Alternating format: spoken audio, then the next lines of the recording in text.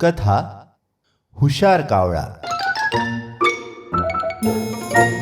फार वर्षांपूर्वीची गोष्ट आहे. एका घनदाट जंगलात कालू नावाचा एक कावळा राहत होता. ते दिवस उन्हाळ्याचे होते. आकाशातून सूर्य अक्षरशः आग ओकत होता. दुपारची वेळ होती आणि उन्हामुळे जंगलातील सर्व प्राणी पक्षी झाडांच्या सावलीत लपून बसले होते. नद्या, ओढे आणि तलाव सुकून गेले होते. जमिनीला भेगा पडल्या होत्या. कालू कावळ्याला प्रचंड तहान लागली होती. तहानेमुळे त्याचा घसा कोरडा पडला होता आणि त्याची जीभ बाहेर आली होती. त्याला वाटत होतं की जर आता थोड्या वेळात पाणी मिळालं नाही तर आपले प्राण नक्कीच जाणार. तो पाण्याच्या शोधात आपल्या घरट्यातून बाहेर पडला. काव काव पाणी पाणी करत तो वणवण भटकत होता. त्याने नदीवर जाऊन पाहिलं. नदी कोरडी होती. तलावात पाहिलं, तिथे फक्त चिखल होता. विहिरीमध्ये डोकावलं, तीही आटली होती. तो खूप थकला होता. त्याचे पंख जड झाले होते. उडण्याची ताकद संपत आली होती. निराश होऊन तो एका झाडाच्या फांदीवर बसला. त्याचे डोळे मिटू लागले होते. तेवढ्यात त्याची नजर दूरवर असलेल्या एका घराच्या अंगणात गेली. तिथे एका झाडाखाली त्याला एक मातीचा माठ दिसला. पाण्याचं भांड पाहून त्याच्या अंगात नवी शक्ती आली. त्याने पंख फडफडवले आणि तो झेप घेऊन त्या घराच्या अंगणात माठाच्या काठावर जाऊन बसला. त्याने उत्सुकतेने माठाच्या आत डोकावून पाहिलं. त्याला पाणी दिसलं. पाणी. त्याला खूप आनंद झाला. पण त्याचा आनंद जास्त वेळ टिकला नाही.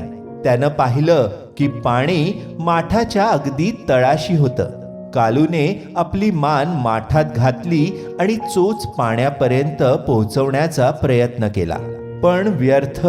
माठ उंच होता आणि पाणी खूप खाली होतं. त्याची चोच पाण्याला स्पर्शही करू शकली नाही. तो निराश झाला. त्यानं विचार केला, आता काय करू?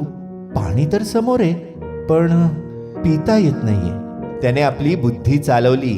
त्याने माठाला धक्का देऊन पाडण्याचा प्रयत्न केला, जेणेकरून पाणी सांडेल आणि त्याला पिता येईल. पण माठ जड होता. तो चिमुकल्या कावळ्याकडून हालेना. त्याने चोचीने माठ फोडण्याचा प्रयत्न केला, पण माठ पक्क्या मातीचा होता. तो फुटला नाही. उलट कावळ्याची चोचच दुखू लागली. कावळा हताश होऊन माठाच्या काठावर बसला. त्याला वाटलं, आता आपला अंत जवळ आलाय. तेवढ्यात त्याचं लक्ष जमिनीवर गेलं. माठाच्या आजूबाजूला लहान लहान खडे पडलेले होते. ते खडे पाहताच त्याच्या डोक्यात एक कल्पना चमकली. जर मी हे खडे पाण्यात टाकले तर जड असल्यामुळे खडे खाली जातील आणि त्यांच्या जागेवर पाणी वर येईल.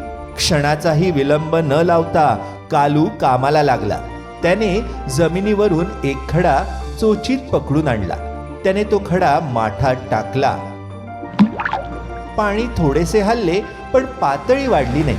त्याने दुसरा खडा आणला, तिसरा आणला, चौथाही आणला. तो सतत खडा आणत होता आणि माठात टाकत होता. भर उन्हात तो खूप मेहनत करत होता. 10 खडे टाकले, 20 खडे टाकले, 50 खडे टाकले. हळूहळू माठाच्या तळाशी खड्यांचा ढीग साचू लागला आणि पाणी वर वर येऊ लागलं. कालूने हार मानली नाही.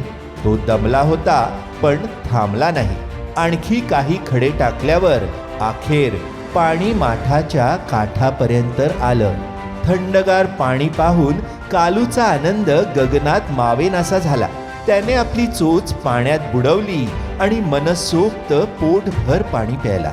थंडगार पाण्याने त्याची तहान शमली आणि त्याला नवीन जीवन मिळाले. त्याने आकाशाकडे पाहिलं आणि काव काव करत आनंदाने ओरडला. जणू काही तो म्हणत होता, मी जिंकलो, मी जिंकलो. तृप्त होऊन कालू कावळा पुन्हा आकाशात उंच उडून गेला. तात्पर्य: प्रयत्नांती परमेश्वर. जर तुमची इच्छाशक्ती प्रबळ असेल तर कितीही कठीण परिस्थितीतून मार्ग निघतोच. कथा आमच्या या चॅनेलला लाईक, शेअर आणि सबस्क्राईब करायला विसरू नका.